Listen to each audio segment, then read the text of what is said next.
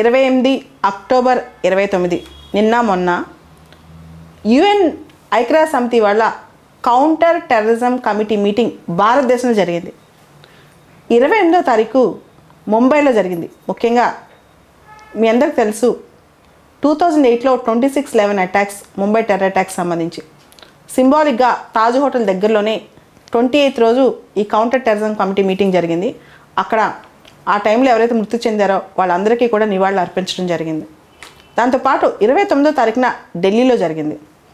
UNSC counter terrorism committee అనేది 2001 September 11 attacks తర్వాత యుఎన్ఎస్సిలో వాళ్ళు కూర్చుని ఇన్స్టిట్యూషనల్గా లీగల్గా ఒక మెకానిజం తీసుకురావాలి టెర్రరిజం ఆపడానికి అనే దాని మీద ఈ కౌంటర్ టెర్రరిజం కమిటీ అనే దాన్ని ఏర్పాటు చేయడం జరిగింది. దీనిలో యుఎన్ఎస్సిలో ఉన్న 15 మంది సభ్యులు ఉంటారనమాట.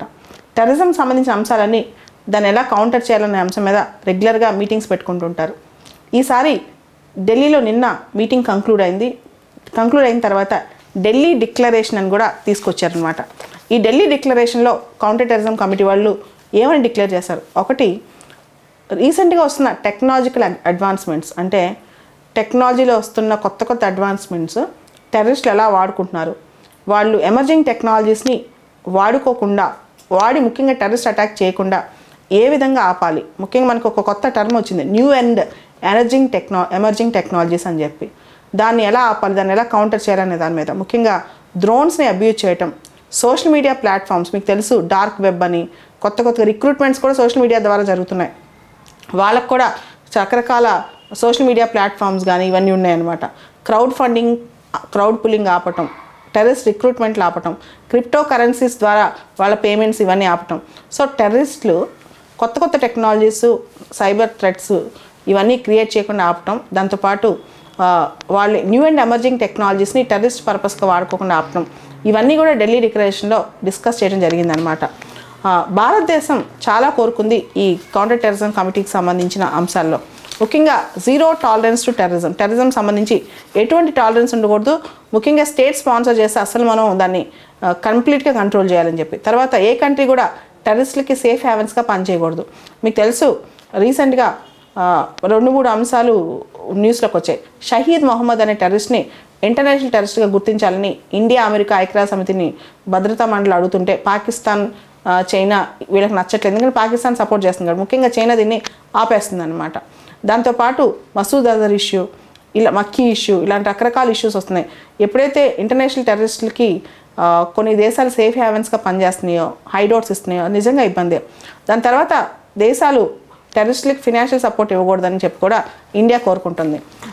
ఇండియా తరఫున $0.5 million ఫండింగ్ కూడా మనం counter terrorism UN office for counter terrorism వాళ్ళకి మనం సపోర్ట్ ఇస్తున్నాం. ఈ జరిగిన కారణంగా మనం సపోర్ట్ చేస్తున్నాం అనమాట ఢిల్లీ డిక్లరేషన్ సందర్భంగా. దాంతోపాటు ఇండియా 1996 అంటే యూరోప్ టెర్రరిజం పెద్ద చూడని టైంలో, అమెరికా లాంటి దేశాలు టెర్రరిస్ట్ అటాక్లకి ఇమ్యూన్ అనుకున్న టైంలో 1996లోనే CCIT అనే ఒక ప్రపోజల్ యుఎన్ జనరల్ అసెంబ్లీలో పెట్టింది. CCIT అంటే comprehensive convention on international terrorism.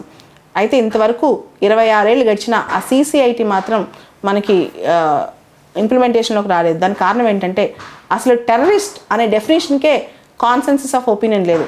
ఒక దేశానికి ఫ్రీడమ్ ఫైటర్ ఇంకో దేశానికి టెర్రరిస్ట్ లాగా కనపడుతున్నాడు అని చెప్పి చాలామంది అంటుంటారు కదా.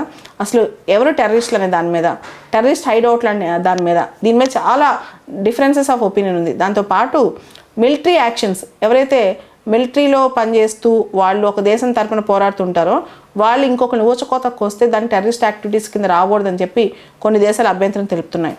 ఓవరాల్గా టెర్రరిస్ట్ అనే డెఫినేషన్ మీదే కాన్సెన్స్ లేదు. అయితే terrorism is anywhere is a threat to security everywhere. ఎక్కడైనా టెర్రరిజం ఉంటే థ్రెట్ టు సెక్యూరిటీ. ప్రపంచంలో ఏ ప్రాంతం కూడా ఇప్పుడు టెర్రరిజంకి మినహాయింపు కాదు. మనం చూసాం లండన్ నుంచి బ్రజిల్స్ వరకు, అమెరికా నుంచి బంగ్లాదేశ్ వరకు ప్రతి చోట మనకి టెర్రరిస్ట్ అటాక్లు కనిపిస్తున్నాయి. భారతదేశం కూడా టెర్రరిజం అనే కాన్సెప్ట్ మనందరం 2008 ముంబై టెర్రర్ అటాక్స్ తర్వాతే మనం నాట్ గ్రిడ్ అనే ఒక వ్యవస్థను కూడా తీసుకొచ్చాం. దీని ద్వారా టెర్రరిస్టులు మరియు యాంటీ సోషల్ ఎలిమెంట్స్ సంబంధించిన సమాచారం ఎక్స్చేంజ్ కోసం రకరకాల లా ఎన్ఫోర్స్మెంట్ ఏజెన్సీస్ కోఆర్డినేషన్ కోసం దీన్ని పెట్టుకున్నాం. దాంతోపాటు అంతర్జాతీయ వ్యవస్థలో కూడా ఇండియా FATF దాంట్లో కూడా ఇండియా మెంబర్ అనమాట. ఎప్పటి నుంచో FATF అంటే టెర్రర్ ఫైనాన్సింగ్ కానీ మనీ లాండరింగ్ ఇవన్నీ ఆపడానికి. అండ్ స్టేట్ స్పాన్సర్ టెర్రరిజం గట్టిగా ఆపాలని కూడా ఇండియా కోరుకుంటోంది.